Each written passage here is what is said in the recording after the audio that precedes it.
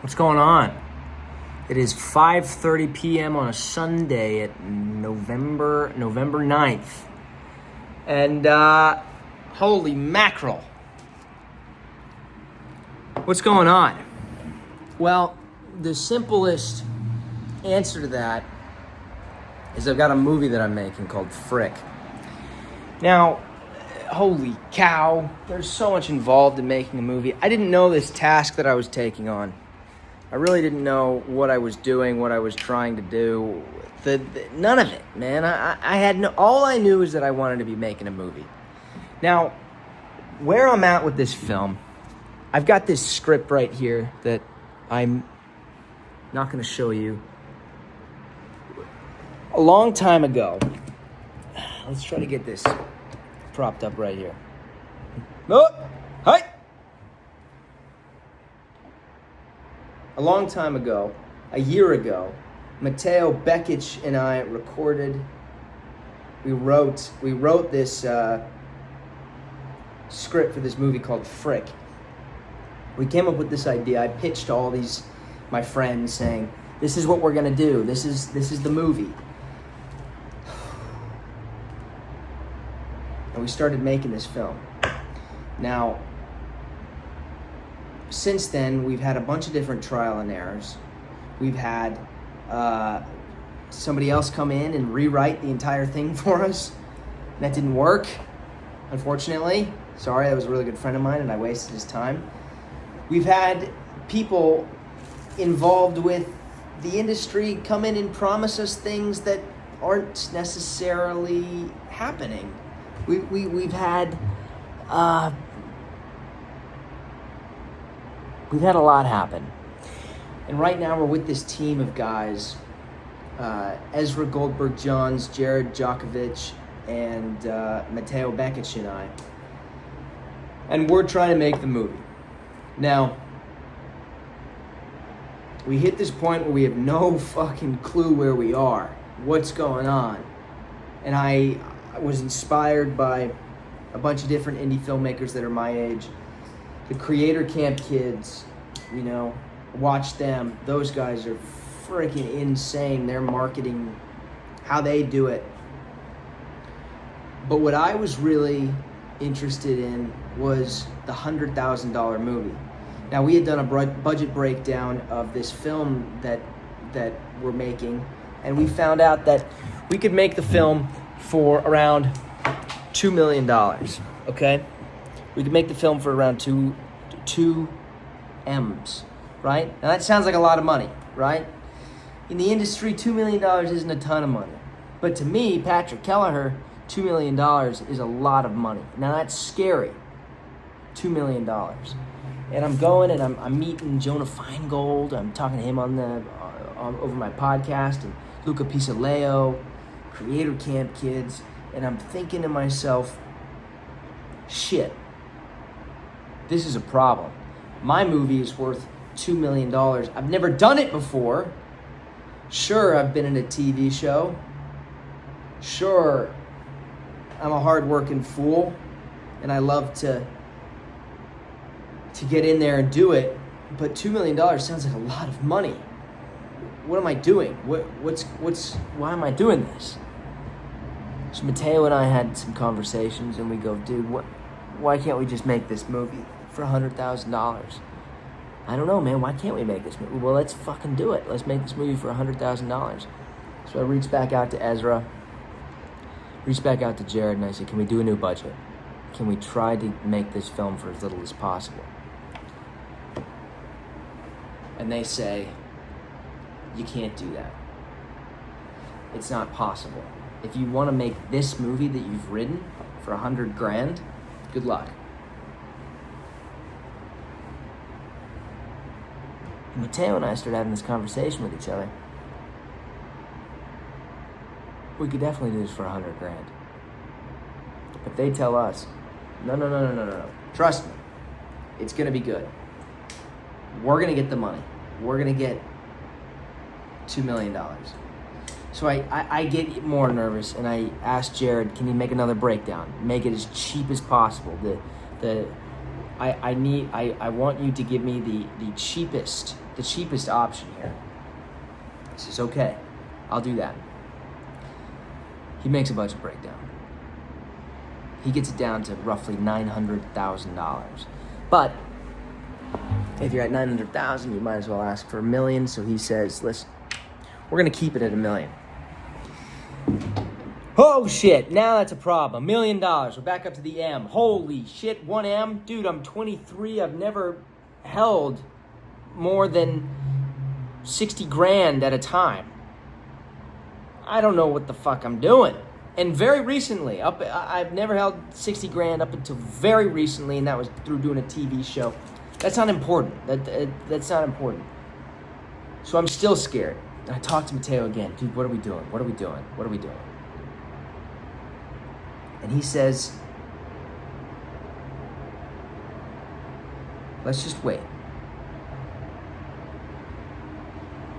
I just come to the conclusion, it is what it is. Listen, we're shooting this movie in spring, okay? We're taking the time we have right now to get ready for this film. We're gonna shoot this thing in spring. If we do not have the funds secured 60 days before we shoot, then we turn into the oh shit moment. We take what we have, we cut the budget, we make the movie, we do what we have to do. But as of right now, we're going to this thing called American Film Market very soon. We're gonna seek financing there, and we're gonna try to get this movie done for $2 million. I'm pitching to AFM.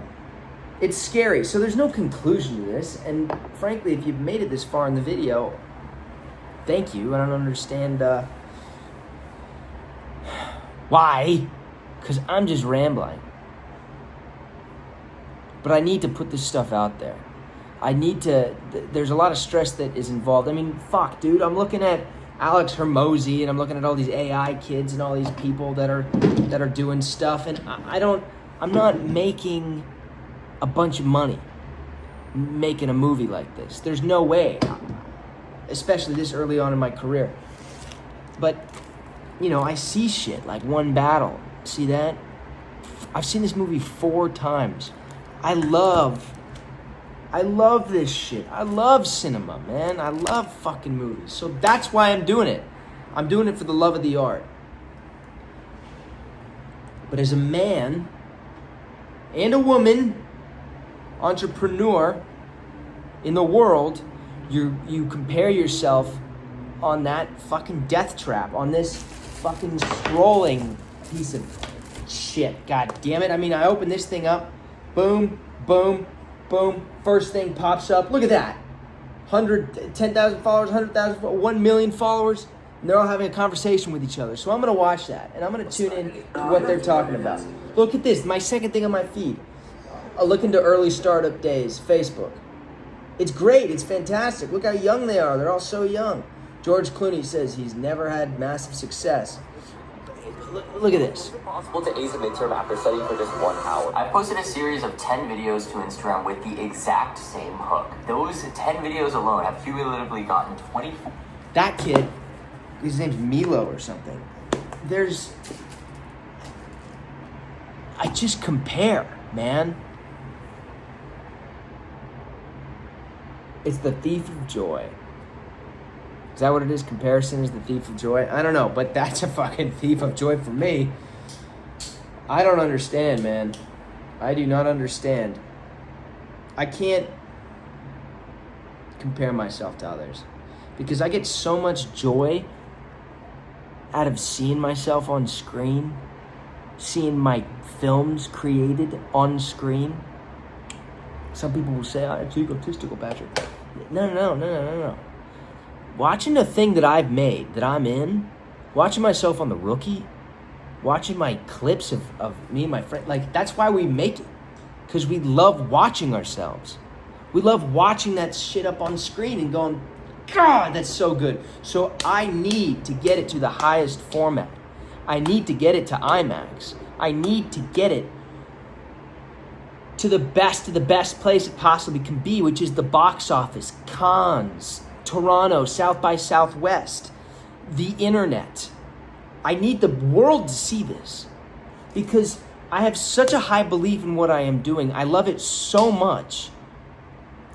And you start mixing other people into this dream, and you have to start delegating and being an entrepreneur, which is hard to do in this stage in my life. I've never done it before. And I'm with these guys that have these great ideas, but don't necessarily know my vision. So I try to get them hooked into my vision, and I try to get hooked into their vision. How can we collide and make this thing great? But at the end of the day, what I want to be able to do is make excellent movies. Movies that people sit down on their couch and they put on, and by the time they get done, they go, oh my God, we need to watch that again. I've seen this movie, one battle after another. I've seen that movie 4 times. Come on, man. I've seen that movie 4 times. I want to make a movie that somebody goes, I need to watch that again. Because they love it so much. That's exactly what I'm going to do.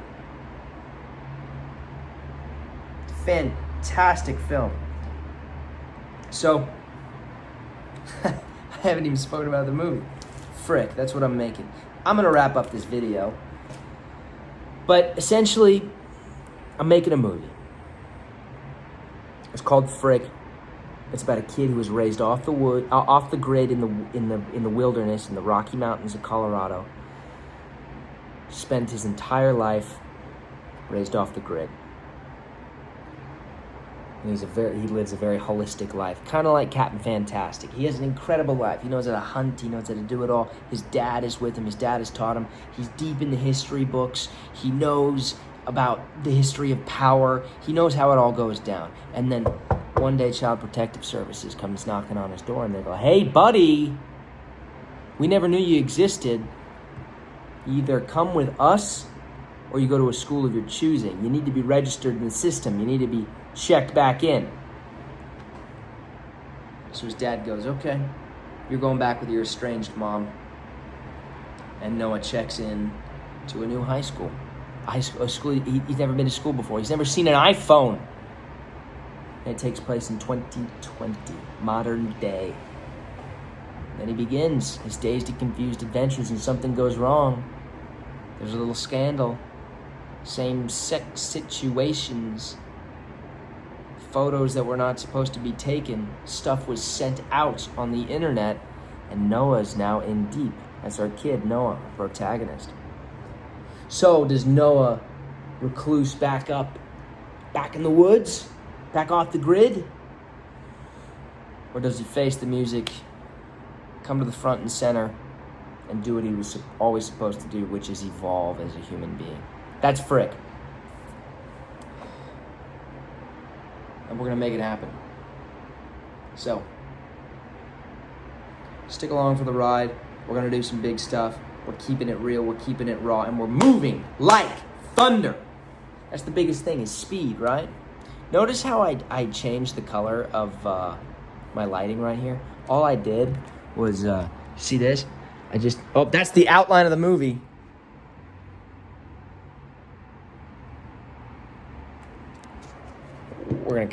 We'll come back to that. But basically I just zoomed in on the yellow lighting and now the screen is yellow, and then I can control the brightness. But then if I want it to be white, see, there's a difference. I know that yellow looks good on my skin because I'm a little pale. I was gonna say white. I can say that because I am. Whoa, red. Oh, green. Anyways, I'm gonna get off the screen now. I got a dinner I gotta go to. I got shit I gotta do, and we're gonna have a good time. I'm shooting an episode of a TV show that's gonna be freaking killer. Can't tell you about it. But I'm shooting an episode of a TV show. Got a call back for a kick-ass movie pretty soon, and then I did this really good audition for a film that I shot as if it was a real movie. Waiting to hear back on that one. I think that was an excellent film, a short film video that I shot. But here we go. Let's roll. Rock on.